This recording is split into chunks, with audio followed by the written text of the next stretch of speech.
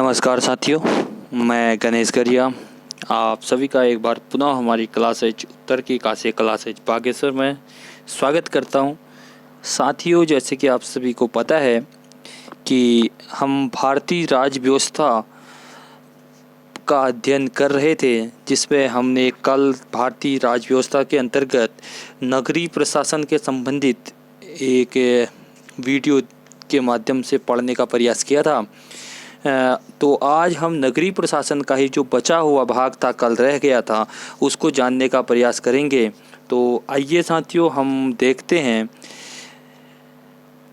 आगे हमारा जो स्थानीय प्रशासन के अंतर्गत है नगरीय प्रशासन या शहरी प्रशासन। तो आइए हम देखते हैं। आज सर्वप्रथम हम देखेंगे नगरीय प्रशासन के भाग। तो साथियों, नगरीय प्रशासन के जो भाग हैं, यदि हम इन पे जाएं तो नगरीय प्रशासन के जो भागों का विभाजन है वो जो भारत में 74वां संविधान संशोधन कब 1992 में हुआ था, तो उसी के तहत जो है भारतीय नगर पालिका को 3 भागों में बांटा गया है। इसकी 3 भागों की संरचना है, जिसमें पहला भाग है साथियों आपका नगर पंचायत, जो सबसे छोटा भाग है। और इस नगर पंचायत का नाम जो है बहुत जगह अलग तरीके से भी जो है इसको रखा जा सकता है, कहीं नगर पंचायत, कहीं नगर शासन। तो इस प्रकार के नाम इसके हैं। ये जो नगर पंचायत होता है, इसका जो मुख्यतः इसका जो गठन किया जाता है वो तब किया जाता है जब किसी ग्रामीण क्षेत्र को शहरी क्षेत्र में परिवर्तित किया जाता है साथियों।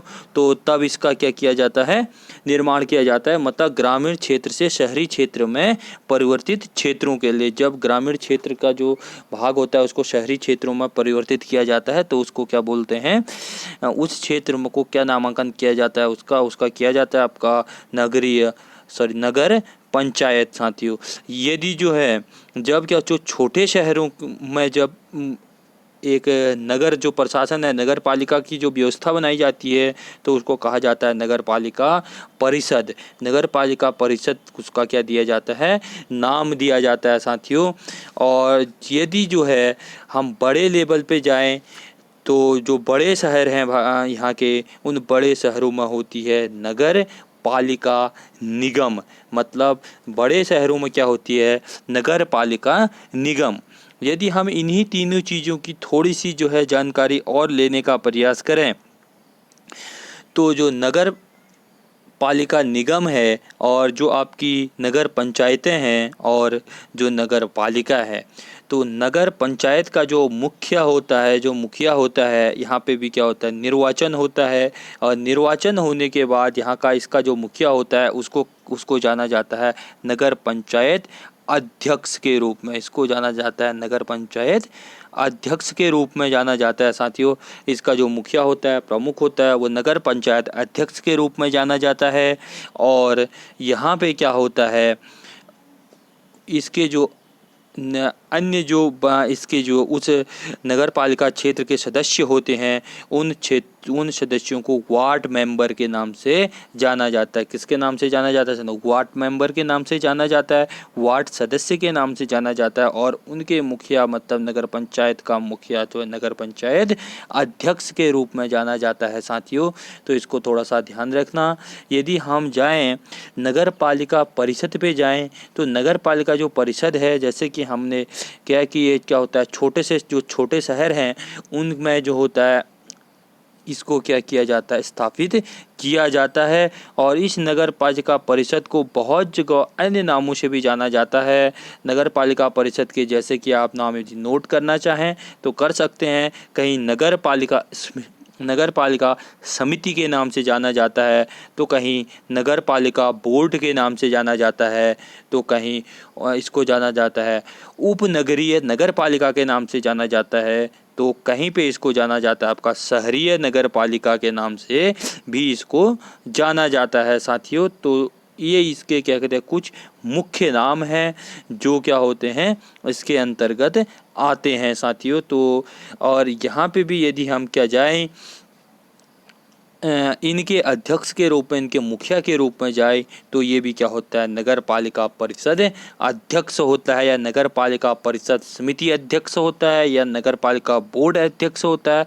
जहाँ जिस क्षेत्र में इसको जिस नाम से जाना जाता है उस क्षेत्र में क्या होता है, इसको भी किसके नाम से जाना जाता है, अध्यक्ष के नाम से जाना जाता है। और इसमें एक क्या होता है, सलाहकार के तौर पर, इसके एक सलाहकार के तौर पे किसको नियुक्त किया जाता है, उपाध्यक्ष को भी नियुक्त किया जाता है। साथियों, किसको नियुक्त किया जाता है, उपाध्यक्ष को भी क्या किया जाता है, नियुक्त किया जाता है। और इसमें जब क्या होता है, जो इस नगर पालिका परिषद की जब अध्यक्ष होती है, इसकी मीटिंग होती है, तो उसकी अध्यक्षता कौन करता है, वो करता है नगर पालिका अध्यक्ष करता है।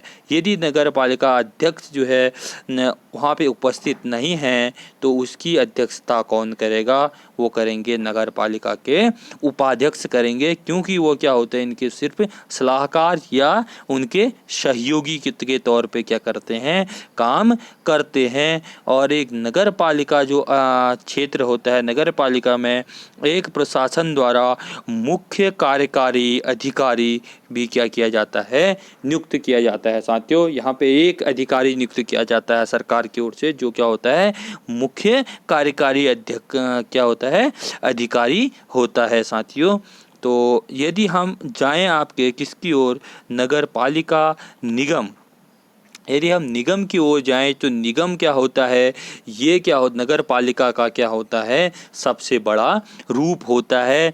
जो नगर पालिका निगमों की हम बात करें तो भारत में जो बड़े शहर हैं उन बड़े शहरों में क्या है, नगर पालिका निगम का गठन है। और जो नगर पालिका निगम है, इस नगर पालिका निगम के कितने हैं, 3 प्राधिकरण है। साथियों, इसके कितने हैं, नगर पालिका निगम के 3 प्राधिकरण हैं। इसको आप ध्यान से देखें, जिनमें जो पहला प्राधिकरण होता है वो रहता है परिषद रहता है। पहला प्राधिकरण क्या है, पहला है परिषद है। साथियों, और यदि हम इसके दूसरे प्राधिकरण की बात करें तो दूसरा प्राधिकरण है स्थायी समिति। कौन सा है साथियों, अगला जो दूसरा प्राधिकरण है वो है स्थायी समिति है। साथियों, तो इसको आप ध्यान रखिएगा, स्थायी समिति है। और जो तीसरा इसका प्राधिकरण आता है, वो तीसरा प्राधिकरण रहता है आयुक्त रहता है। साथियों, क्या रहता है साथियों, आयुक्त रहता है। तो आप इसको ध्यान रखिए। जो नगर निगम है, नगर निगम में क्या होते हैं, 3 प्राधिकरण होते हैं। और 3 प्राधिकरण कौन कौन से होते हैं, पहला जो प्राधिकरण होता है वो होता है परिषद होती है। उसके बाद जो एक बॉडी होती है उसको कहते हैं, हम क्या कहते हैं, स्थायी समिति कहते हैं। और तीसरा जो होता है यहाँ पे एक आयुक्त नियुक्त होता है। तो ये 3 क्या होते हैं साथियों, 3 प्राधिकरण इस क्षेत्र में, इस नगर पालिका निगम में होते हैं। साथियों, तो आप यहाँ पे ध्यान रखिएगा। जो नगर पालिका निगम है, नगर पालिका निगम के प्रमुख की बात करें, यदि इसके प्रमुख को किस नाम से जाना जाता है, कहीं पे पूछा जाता है, तो नगर पालिका का जो क्या होता है प्रमुख होता है उसको मेयर के नाम से जाना जाता है। नगर पालिका प्रमुख को किसके नाम से जाना जाता है, मेयर के नाम से जाना जाता है। साथियों, और मेयर को ही एक दूसरे शब्द से जानते हैं, महापौर के नाम से जानते हैं। आपने सुना होगा कि महापौर, जो निगम होते हैं, निगमों में ये मेयर या महापौर क्या होते हैं, नियुक्त होते हैं, जिसे क्या कहते हैं, कहीं पे मेयर कहते हैं तो कहीं महापौर कहते हैं। तो और इनकी सहायता के लिए क्या होते हैं, एक डिप्टी मेयर भी क्या होते हैं यहाँ पे स्थापित होते हैं, चुने जाते हैं। लेकिन ये किससे चुने जाएंगे, ये चुने जाएंगे चुने गए प्रतिनिधियों के द्वारा ही चुने जाएंगे। जो नगर पालिका निगम के जो चुने गए प्रतिनिधि हैं उनके ही अंदर से ये क्या होते हैं, चुने जाते हैं। साथियों, डिप्टी मेयर, या इसको दूसरे शब्दों में कहेंगे तो इसको कहेंगे उप महापौर कहेंगे। उप महापौर के नाम से जानते हैं। तो या तो उप महापौर कहेंगे या डिप्टी मेयर कहेंगे। तो ये सभी लोग चुने कहाँ से जाते हैं, ये चुने जाते हैं आपके जो चुने गए जो नगर पालिका निगम के द्वारा चुने गए जो व्यक्ति हैं उनके द्वारा ही ये क्या होता है, चुने जाते हैं। साथियों, और जो नगर पालिका निगम होता है, जो नगर पालिका निगम होती है, इसकी जो एक आयुक्त जो परिषद होती है, इस आयुक्त परिषद में क्या होता है, एक कौन सा होता है, मुख्य कार्यकारी अधिकारी होता है। यहाँ पे भी कौन होता है, एक मुख्य कार्यकारी अधिकारी होता है। और जो किस स्तर का अधिकारी होता है, वो होता है IAS। यहाँ पे क्या होता है, IAS रैंक का कोई भी क्या होता है, एक अधिकारी क्या होता है, नियुक्त होता है। कहाँ, किसके तौर पे, मुख्य कार्यकारी अधिकारी के तौर पे। कहाँ पे होता है, ये होता है नगर पालिका या नगर पालिका परिषद पे क्या होता है, ये नियुक्त होता है साथियों। तो इसको थोड़ा सा आप ध्यान रखिएगा। आइए हम थोड़ा सा आगे देखें। यदि हम देखते हैं नगर पालिका की संरचना की ओर जाते हैं कि नगर पालिका की जो संरचना है वो किस प्रकार है, तो आइए साथियों हम इसमें कुछ चीज़ें देखते हैं नगर पालिका की संरचना में। पहला है, नगर पालिका के सदस्यों को प्राय प्रत्यक्ष रूप से चुना जाता है। तो जैसे कि आपने देखा होगा, नगर पालिका का मतलब है नगर पंचायत, नगर परिषद और नगर निगम। ये तीनों के जो सदस्यों का चुनाव होता है, तीनों के सदस्यों का चुनाव किसके द्वारा होता है, ये होता है साथियों आपके प्रत्यक्ष चुनाव के द्वारा। प्रत्यक्ष चुनाव का मतलब यहाँ इनको कौन चुनता है, आम जन, आम लोग अपने सीधे मताधिकार के द्वारा चुने जाते हैं। क्योंकि भारत में क्या होता है, दो प्रकार के चुनाव होते हैं। एक चुनाव होता है प्रत्यक्ष चुनाव, दूसरा होता है अप्रत्यक्ष चुनाव। तो साथियों प्रत्यक्ष चुनाव का मतलब जब आम लोग, आम जनता क्या करती है, प्रत्यक्ष रूप से किसी व्यक्ति को चुनती है। अप्रत्यक्ष चुनाव का मतलब होता है साथियों जब क्या होता है, आम जनता अपने प्रतिनिधि चुनती है और उसके प्रतिनिधि किसी को चुनते हैं। जैसे कि क्या होता है, हमारे देश के राष्ट्रपति या हमारे देश के प्रधानमंत्री या हमारे देश के या हमारे राज्य के मुख्यमंत्री। यदि मुख्यमंत्री को हम सीधे तौर पे नहीं चुनते हैं, लेकिन हम क्या करते हैं, अपना प्रतिनिधि एक विधायक के रूप में चुनते हैं, जिसको हम प्रत्यक्ष चुनाव के द्वारा चुनते हैं। और वो विधायक जाके क्या करते हैं, हमारे मुख्यमंत्री को चुनते हैं, जो किसके द्वारा चुना जाता है, अप्रत्यक्ष चुनाव के द्वारा चुना जाता है साथियों। तो इसको थोड़ा सा आप ध्यान रखिए। यदि हम थोड़ा सा इसके आगे जाएं तो राज्य विधानमंडल नगर पालिका चुनाव के अध्यक्ष के चुनाव का तरीका प्रदान करता है। मतलब कहने का मतलब यह है कि जो नगर पालिका का अध्यक्ष है वो किस प्रकार चुना जाएगा। कि वो प्रत्यक्ष चुनाव के द्वारा भी चुना जा सकता है, अप्रत्यक्ष चुनाव के द्वारा भी चुना जा सकता है, या उसके लिए कौन सी विधि चुनने की सही रहेगी, तो इसका निर्धारण करने का जो अधिकार है वो किसको है, प्रत्येक राज्य के विधानमंडल को है। मतलब प्रत्येक राज्य की विधायिका को है। प्रत्येक राज्य की विधायिका अपने क्षेत्र में आने वाले नगर पालिकाओं के जो भी चाहे वो क्या है, नगर निगम है, नगर पालिका है या नगर पंचायत है, तो इनके क्या कहते हैं, सारे जो अध्यक्ष हैं इनको चुनने की विधि क्या होगी, इसके लिए नियम कानून बनाएगा कौन, राज्य का विधानमंडल या राज्य की विधायिका। साथियों इसको आप थोड़ा सा ध्यान रखिएगा। हम थोड़ा सा आगे जाएं तो नगर पालिका क्षेत्र के अंतर्गत 3 लाख से अधिक जनसंख्या वाले वार्डों में वार्ड समितियों का गठन अनिवार्य होता है। तो साथियों इसको हम यदि देखें तो जो हमारे क्या होते हैं, नगर पालिका क्षेत्र होता है, नगर पालिका का अर्थ है वो नगर निगम भी हो सकती है, वो नगर परिषद भी हो सकती है और पंचायत भी हो सकती है। यदि किसी के अंतर्गत, एक वार्ड के अंतर्गत क्या आते हैं, 3 लाख से अधिक जनसंख्या का एक वार्ड है, तो उस वार्ड में क्या होगा, सिर्फ वार्ड सदस्य से काम नहीं चलेगा, वहाँ पे क्या होगा, वार्ड समिति भी क्या होगी, गठित होगी। तो यदि हम थोड़ा सा आगे जाएं तो जो नगर पालिका का कार्य है, इसका कार्य 5 साल का होता है। हालांकि इसे क्या किया जा सकता है, इससे पूर्व में भी भंग किया जा सकता है। मतलब यदि जो नगर पालिका है वो क्या करती है, नगर पालिका अपना अविश्वास उस सदन, नगर पालिका के सदन पे खो देती है, तो उस नगर पालिका को क्या किया जा सकता है, भंग भी किया जा सकता है साथियों।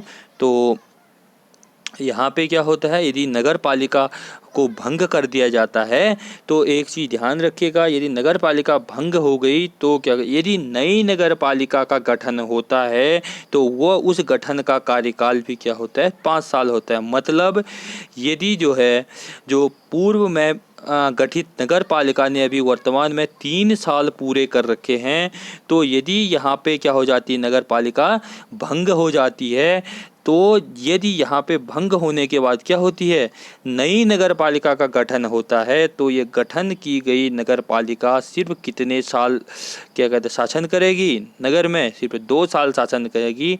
तो कहने का मतलब यह है, यदि नगर पालिका क्या हो जाती है, कहीं पे भंग हो जाती है, तो भंग होने के बाद नई गठित नगर पालिका सिर्फ जो है उसके बचे हुए कार्यकाल को ही पूर्ण करती है। अर्थात नगर पालिका का जो कार्यकाल होता है मात्र 5 वर्ष ही होता है साथियों, तो इसको ध्यान रखिएगा। यदि हम थोड़ा सा आगे जाएं तो हर राज्य में नगर पालिका की क्या होती हैं, 2 समितियों के गठन का प्राविधान है। जो नगर की दो समितियां हैं नगर पालिका के अंतर्गत, नगर पालिका को सुदृढ़ बनाने के लिए, उसको चलाने के लिए, तो उसकी जो पहली समिति है वो है जिला स्तर पर, जिसे कहते हैं जिला योजना समिति कहा जाता है। और एक होती है महानगरीय स्तर पर होती है, जहाँ पे क्या होती है, निगम होते हैं। मतलब जहाँ पे नगर पालिका निगम होती है तो वहाँ पे जो समिति होती है वो है महानगरीय योजना समिति। मतलब महानगरीय योजना समिति और जिला योजना समिति, इनका काम यह है कि निगमों और पंचायतों के द्वारा क्या की गई, बनाई गई आगे की विकास कार्यों की रणनीतियों को क्या करना, सरकार के पटल पर रखना, सरकार तक पहुंचाना, ये इसका क्या होता है, मुख्य काम होता है। यदि हम थोड़ा आगे जाएं तो राज्य विधायिका नगर पालिकाओं को कर शुल्क आदि लगाने के लिए अधिकृत कर सकता है। तो ये थोड़ा सा आपको ध्यान देने की बात है कि जो राज्य विधायिका होती है, जो राज्य का विधानमंडल होता है, ये क्या कर सकता है, कुछ शक्तियां और कुछ अधिकारों को क्या कर सकता है, अपने नगर पालिकाओं को क्या कर सकता है, प्रदान कर सकता है। जिसमें क्या है, शुल्क लगाना या कर लगाना, मतलब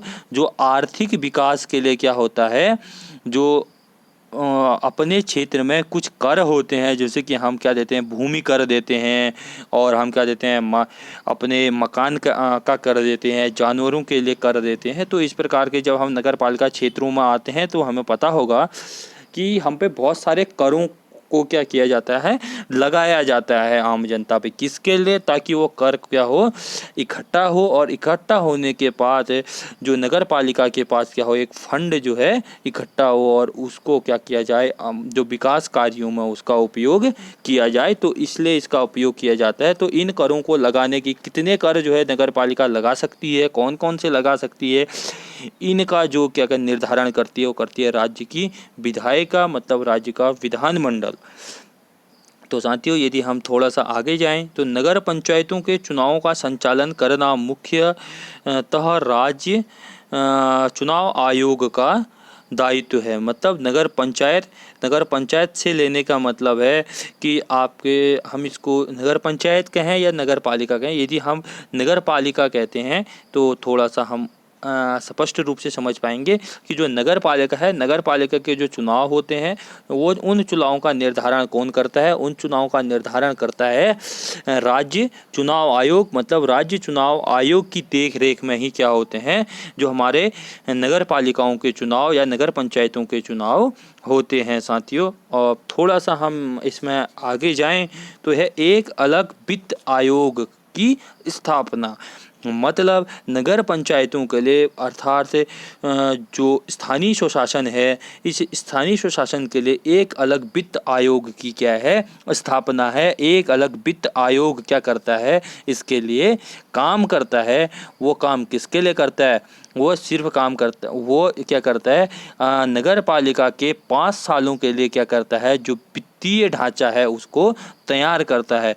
इसका काम होता है कि 5 सालों के लिए किसी नगर पालिका के राज्य में नगर पालिका के जितने भी जो है पार्ट हैं, उनके लिए क्या करना, वित्तीय ढांचे को क्या करना, इकट्ठा करना, और वित्तीय ढांचे को इकट्ठा करने में उसके काम जो काम होता है कि प्रत्येक 5 वर्ष बाद क्या करना, प्रत्येक 5 वर्ष बाद, क्योंकि नगर पालिका का जो कार्यकाल होता है 5 वर्ष का होता है, मतलब नगर पालिका का कार्यकाल खत्म होते ही यह क्या करता है, अपने क्या क्या करते हैं, अपनी सिफारिशें किसको भेजता है, अपनी सिफारिशें ये भेजता है राज्य के राज्यपाल को भेजता है।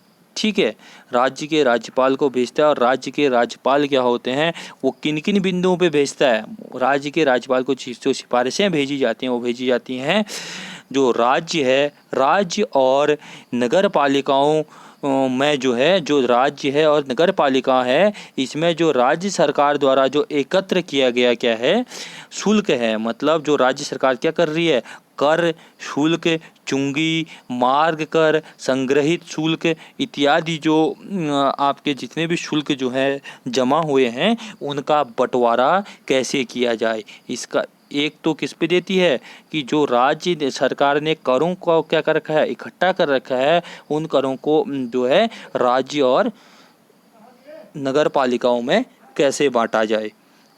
और दूसरा जो करती है, दूसरा निर्धारण, इसका दूसरा काम होता है कि जो नगर पालिका है वो किन किन करों का जो है, किन किन करों को क्या करे, वसूल करे, या किन किन करों को नगर पालिका को सौंपा जाए। और यदि हम इसके थोड़े से आगे की बात करें तो राज्य की जो संचित निधि है, वो राज्य की संचित निधि से जो है राज्य जो नगर पालिकाएँ हैं, नगर पालिकाओं को कितना हिस्सा दिया जाए, तो इस पे क्या करती है, उस राज्य के राज्यपाल को अपने सुझाव सिफारिशें भेजती है। कब भेजती है, ये भेजती है प्रत्येक 5 साल बाद। तो थोड़ा सा इसको ध्यान पे रखिएगा साथियों। यदि हम इससे थोड़ा सा आगे जाते हैं तो आगे जाने के बाद हम इसमें कुछ चीज़ें देखते हैं, जैसे नगर पालिका चुनाव संबंधी मामलों को क्या की नहीं किया जा सकता है, न्यायालय में क्या नहीं दी जा सकती है, चुनौती नहीं दी जा सकती है। साथियों ये थोड़ा सा एक आपको ध्यान रखने वाली बात है कि जो नगर पालिका का चुनाव संबंधी जो भी जो है चीज़ें हैं, मामले हैं, उनको कहानी न्यायालय में चुनौती नहीं दे सकते, क्योंकि जो है जब वो कौन कौन से मामले हैं, वो हैं जैसे चुनाव क्षेत्रों का निर्धारण, सीटों का बंटवारा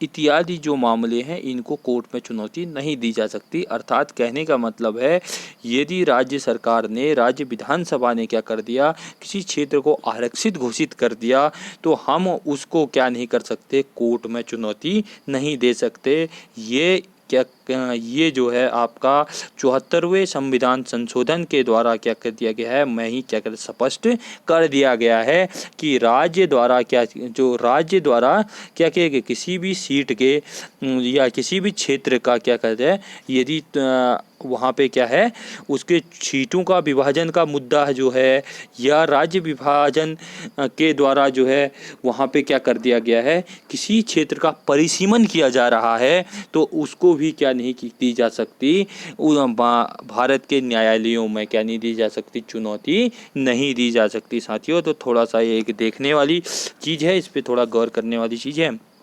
यदि हम थोड़ा सा आगे जाते हैं तो आगे देखते हैं कि जो छावनी परिसर है, जो छावनी परिषदों की जो छावनी परिषद है हमारे, हमने आगे पढ़ा था एक छावनी परिषदों की जो स्थापना की गई, वो की गई है आपके किसके द्वारा, 2006 छावनी अधिनियम के तहत की गई है छावनी परिसरों की स्थापना। छावनी परिषदों का मतलब है ऐसे क्षेत्र जिन क्षेत्रों में भारतीय सेना की टुकड़ी स्थायी रूप से निवास करती है। मतलब जिस क्षेत्र में सेना की कुछ टुकड़ियां क्या करती हैं, स्थायी रूप से निवास करती हैं, मतलब वो हमेशा उस क्षेत्र में रहती हैं, तो उस क्षेत्र को क्या किया गया है, छावनी क्षेत्र के तहत छावनी क्षेत्र बनाया गया है।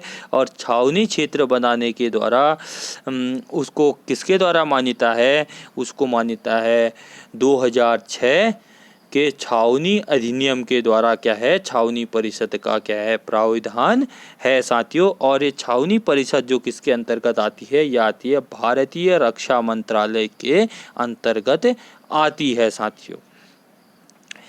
और इस जो 2006 का जो छावनी परिषद अधिनियम था, तो यदि हम थोड़ा सा देखें तो 2006 के छावनी परिषद ने क्या कर दिया था, किसको निरस्त किया था, इसने 1924 में, जो हमने कल बात की थी कि 1924 में एक छावनी परिषद अधिनियम आया था, तो 1924 के छावनी परिषद अधिनियम को क्या कर दिया था, निरस्त कर दिया था, ख़त्म कर दिया था। किसने? 2006 के छावनी परिषद अधिनियम ने। अभी जो वर्तमान में छावनी परिषद अधिनियम लागू है वो कौन सा है? 2006 का छावनी परिषद अधिनियम है साथियों, तो इसको थोड़ा सा आप ध्यान रखिएगा। यदि हम जाएं भारत पर नगर पालिका जो कर्मचारी हैं इनके नियुक्तियों के लिए जाएं, जो नगर पालिका के जो कर्मचारी हैं उनकी नियुक्तियों के भारत में 3 प्रकार हैं। 3 प्रकार से भारत में क्या होती है, नियुक्तियां होती है। एक है पृथक्करण कर्मी प्रणाली, दूसरा एकीकरण कर्मिक प्रणाली, तीसरा है सांकेतिक कर्मिक प्रणाली। यदि हम इनके बारे में थोड़ा जानने का प्रयास करें तो जो हमारा पहला है पृथक्करण कर्मिक प्रणाली, पृथक्करण जो कर्मिक प्रणाली है इसके अंतर्गत क्या होता है, जो प्रत्येक जो होती स्थानीय निकाय होती है, मतलब जो प्रत्येक चाहे नगर निगम है या नगर पंचायत है या नगर क्या है परिषद है, उसको क्या होता है अपने कर्मचारियों की नियुक्ति करने का या अपने कर्मचारियों को नियुक्त करने का, रखने का और उन पर नियंत्रण करने का क्या होता है, स्वयं को अधिकार होता है। मतलब ऐसे कर्मचारी जिनको क्या करती है, जो स्थानीय निकाय होती है वो अपने आप रखती है, स्थानीय निकाय उनको नियुक्त करती है और उन पे नियंत्रण कर सकती है। तो ऐसे कर्मचारियों को क्या कहते हैं, पृथक्करण कर्मिक प्रणाली के द्वारा उनको कहाँ रखा जाता है, यहाँ पे रखा जाता है स्थानीय स्वशासन के अंतर्गत नगर पालिका में रखा जाता है। दूसरा है एकीकृत क्रमिक प्रणाली। एकीकृत कर्मिक प्रणाली में क्या होता है, राज्य सरकार नगर पालिका कर्मियों की नियुक्ति करती है और उन पर प्रशासनिक क्या रहता है, नियंत्रण रहता है। मतलब जो राज्य स्तरीय कैडर के क्या होते हैं, अधिकारी नियुक्त होते हैं। मतलब ऐसे अधिकारी जो क्या होते हैं, राज्य स्तर के होते हैं, जो क्या होंगे, राज्य स्तर, मतलब राज्य सरकार जिनको क्या करेगी, नियुक्त करेगी, तो वो राज्य सरकार के लिए उत्तरदायी होते हैं साथियों। और ऐसे जो कर्मी होते हैं इनका क्या होता है, स्थानीय निकायों में क्या होता है, स्थानांतरण भी होता है। इनका क्या होगा, स्थानांतरण भी होगा, लेकिन जो पृथक कर्मिक द्वारा रखे गए जो कर्मचारी हैं इनका स्थानांतरण नहीं होगा, क्योंकि ये क्या रखे गए, स्थानीय निकाय द्वारा अपने स्वयं के विवेक से रखे गए नियुक्ति क्या है, जो लोग हैं या कर्मी हैं। तो यदि हम एकीकृत कर्मिक प्रणाली की बात करें तो यह भारत के कुछ राज्यों में लागू है, जिसमें प्रमुख राज्य हैं आपके, जिसमें एकीकृत क्रमिक प्रणाली लागू है वो है आंध्र प्रदेश है भारत का, तमिलनाडु है, उत्तर प्रदेश है, राजस्थान है और मध्य प्रदेश है। ये इसके क्या हैं, प्रमुख राज्य हैं जिनमें एकीकृत कर्मिक प्रणाली क्या है, लागू है साथियों। जो इसकी अंतिम एक इनके कर्मचारियों को रखने की एक प्रणाली है, एक विधान है, वो है आपका समेकित क्रमिक प्रणाली। जो समेकित क्रमिक प्रणाली होती है इसके अंतर्गत क्या होता है, राज्य सरकार के कर्मचारी तथा जो स्थानीय निकाय के कर्मचारी होते हैं वो एक ही सेवा का गठन करते हैं। वो लोग क्या करते हैं, एक ही सेवा का गठन करते हैं, मतलब वो एक ही सेवा देते हैं। यदि हम इसको सिंपल शब्दों में कहें तो ये क्या होता है, नगर पालिका कर्मी राज्य सेवाओं के सदस्य होते हैं। जो नगर पालिका के जो कर्मचारी होते हैं वह राज्य सेवा के सदस्य होते हैं। और इनका क्या होता है, जो स्थानांतरण होता है, इनका स्थानांतरण सिर्फ जो है जो स्थानीय निकायों में ही नहीं बल्कि सरकार के विभिन्न विभागों में भी हो सकता है। अर्थात ऐसे राज्य के कर्मचारी जो क्या होते हैं, जिन कर्मचारियों का जो है स्थानांतरण सरकार किसी भी विभाग में कर सकती है, लेकिन अंतर क्या है, ये जो होते हैं पृथक कर्मचारी, ये स्थानीय निकाय द्वारा रखे कर्मचारी हैं, इनका स्थानांतरण कहीं नहीं होगा। ये एकीकृत कर्मचारी हैं जो क्या होते हैं, राज्य द्वारा रखे जाते हैं, नियुक्त कर्मचारी होते हैं। लेकिन किसके लिए नियुक्त होते हैं, सिर्फ नगर पालिका के लिए ही नियुक्त होते हैं। यदि इनका स्थानांतरण होगा तो सिर्फ स्थानीय निकायों में ही किया जाएगा। यदि समेकित कार्मिक प्रणाली के अंतर्गत रखे गए जो कर्मचारी हैं वो राज्य और क्या होते हैं, नगर पालिका के जो स्थानीय निकाय हैं इनके क्या होते हैं, संगठित कर्मचारी होते हैं। और इन कर्मचारियों को क्या होता है, राज्य सरकार अपने किसी भी विभाग में क्या कर सकती है, स्थानांतरित कर सकती है। साथियों, ये इनमें क्या है, एक मुख्य अंतर है।